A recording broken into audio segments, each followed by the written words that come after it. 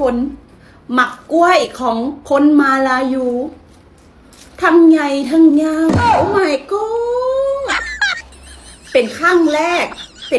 กที่ว่าจะกินหมักกล้วยนะทุกคนอยู่มาเลเซียนะทุกคนโคตรใหญ่โคตรยาวเลย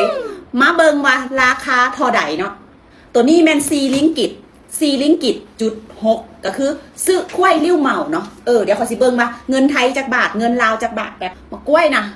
เกิดมาบ่เคยพบบ่เคยพ่อบ่เคยเห็นมะกล้วยหน่วยยาวหน่วยใหญ่แบบนี้4 กล้วย4.60 37 บาททุกคนมะกล้วยหน่วยนี่นะหน่วยยาวๆใหญ่ๆนี่แมน37 บาทเป็นเงินลาวแมน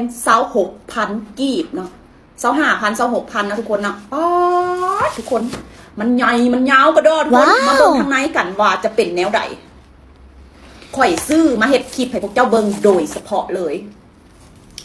ภาษามาเลบักกล้วยเอิ้นว่าปีซั่งแปลว่าบักกล้วยภาษาจีนแปลว่าเซียงเจียว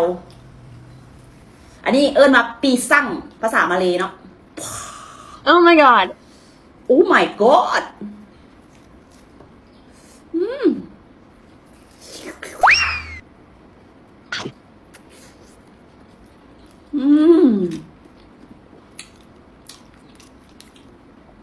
รสชาติเป็นเท่าใดคือกับบักกล้วยหอมบ้านเฮานะ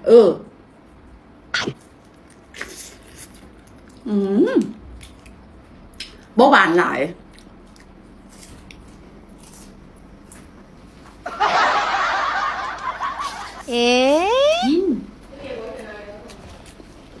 โอเค